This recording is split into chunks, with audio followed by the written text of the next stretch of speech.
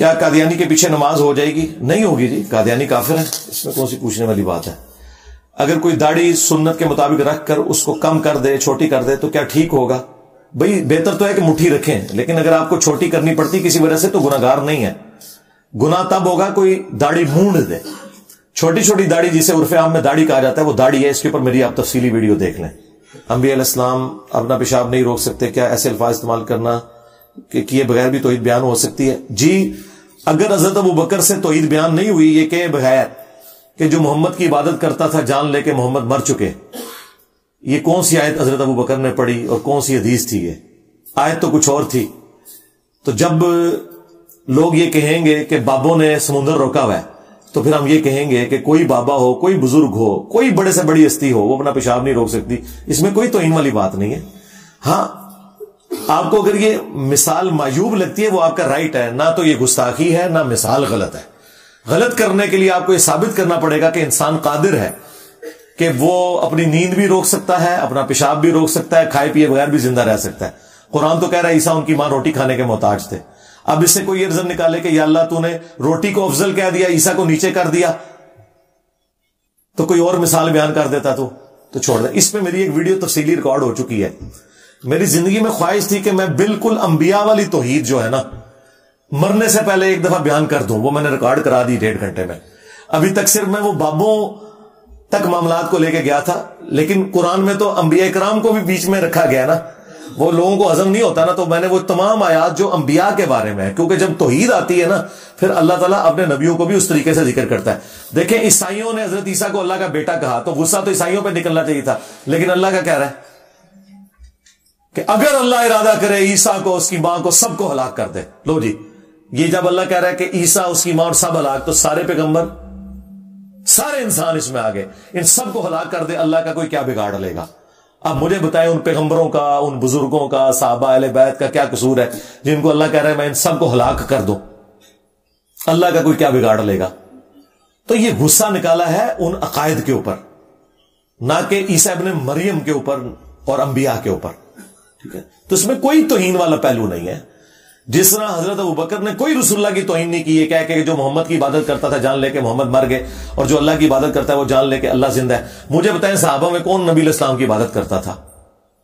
کیوں فرضی جملہ بولا؟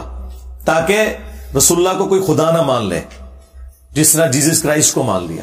اس طرح ہر زمانے میں جب نئے نئے فتنے اٹھتے ہیں نا تو ان فتنوں کو دبانے کے لیے یہ قرآن پاک کی تشریحات کیوں لکھی جاتی ہیں، احادیث کی شروحات کیوں لکھی جاتی ہیں؟ اس لیے کہ اس زمانے کے ایشوز کو ایڈریس کیا جائے۔ آپ نے یہ اصولی بات کرنی ہے کہ جو یہ بات کی ہے یہ قرآن و سنت کے خلاف ہے یا نہیں، یہ بتائیں۔ اگر نہیں ہے تو پھر قرآن میں تو واضح ہے، نبی تم کہہ دو نہ میں اپنے نفع کا مالک ہوں نہ نقصان کا۔ سورہ الاعراف آیت نمبر 188۔ بتائیں ایک نبی کے نفع کی کون کون سی چیزیں ہیں؟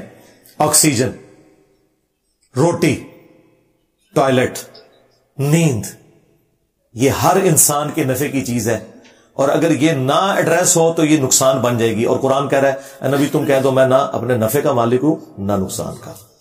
چونکہ ہم نے اللہ کی قدر نہیں کی ہے اس لیے ہمیں یہ باتیں آکورڈ لگتی ہیں، ورنہ یقین جانے کہ یہ جو توحید ہے یہ قرآن و سنت میں بالکل فٹ ان بیٹھتی ہے۔ جب آپ یہ کہیں گے نا کہ فلانے بابے نے سمندر روکا ہوا ہے، پھر ہم یہ آگے سے کہیں گے کہ کوئی اپنا پیشاب بھی نہیں روک سکتا۔ بکواس تو آپ لوگوں نے کی ہے نا، ہم تو ریبٹل کر رہے ہیں نا، یہ ہمیں کہنا پڑے گا۔ جب لوگ جیسس کرائسٹ کو خدا کا بیٹا مانیں گے نا تو ابوبکر کو خود سے یہ جملہ بولنا پڑے گا کہ جو محمد کی عبادت کرتا تھا جان لے محمد مر چکے۔ اور یہ بخاری شریف میں کم از کم 8 جگہ پہ یہ حدیث ہے۔ آیت جو پڑھی ہے اس کا یہ ترجمہ نہیں تھا، آیت تو یہ تھی کہ محمد تو نہیں مگر ایک رسول، اگر مر جائیں تو کیا دین سے الٹے قدم پھر جاؤ گے یا قتل کر دیے جائیں گے؟ بس یہ تھا۔